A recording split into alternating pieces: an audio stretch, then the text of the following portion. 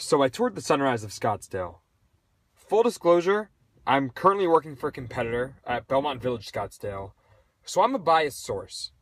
That said, I think this gives me a unique vantage point in exploring a direct competitor.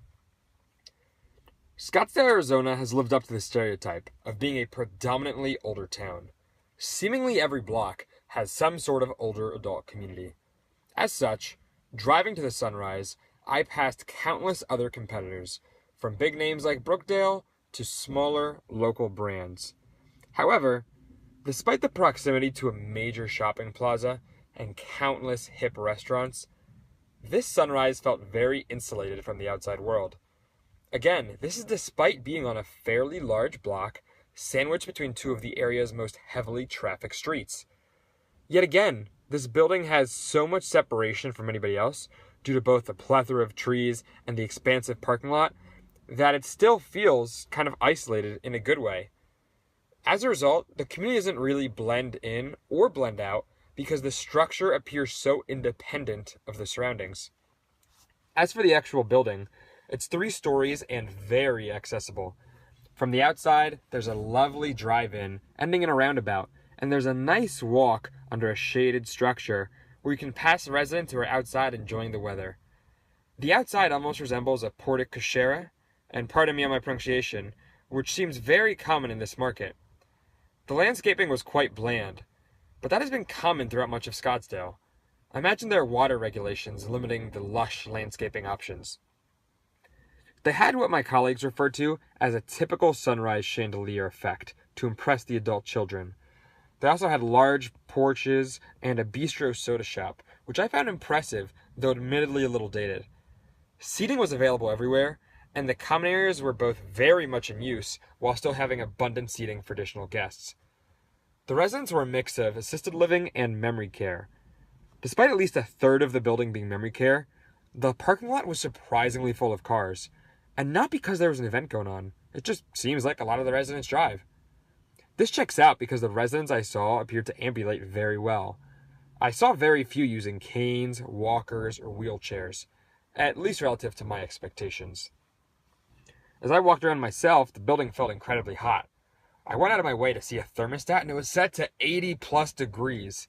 No one else seemed as bothered as me, so I guess this is just the tax of being a New Jersey boy down in Arizona. Teresa, my tour guide, gave the impression that occupancy was close to 100% because only 2 apartments were currently available to show. Both had antiquated furnishings, and they all had a mini refrigerator, but, I don't want to make it sound bad. It really wasn't. Both of the units I saw were 1 bedrooms, and the second one was very spacious. It was handicap accessible, and it had a balcony facing the center courtyard. And note that the balconies were seemingly ubiquitous. Almost every second floor seemed to have one. The community seemed to have a lot more men and couples than the typical community. And when I asked, they attribute this to having a male sales team and what I perceive as a female-dominated profession. So again, it's interesting that they think having male community relations helps attract single, male, older adults. Walking around the building, I noted that the doors are personalized. Especially in memory care, where families are given a large blank frame to put photos and representations of their loved ones' interests and expectations. I didn't notice an outdoor space for memory care. I think they had a sizable balcony with high railings, but I didn't get to explore it myself. However, the more independent residents had plenty of space, both shaded on the outside and mostly unshaded in the central courtyard. Common areas were bright and very much central, and they were showcased on the tour.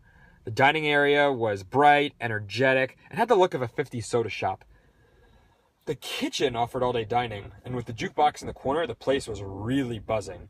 The residents seemed happy, and they were enjoying the resident dog, who seemed trained to go everywhere in the building except for that dining room. I picked up on a sense of community amongst the residents. Multiple introduced themselves to me along my tour and said what a wonderful place that sunrise is. The employees didn't seem as interested in talking to me, which I guess makes sense. I mean, I wasn't with an older individual, so I didn't give off the impression of being a true customer. No judgment passed. Overall, I thought the building flowed very well from one space to the next. Teresa admitted that it was an older building. It was converted from a hotel 20 years ago, but she focuses on the quality of care and the people. Thank you for your time.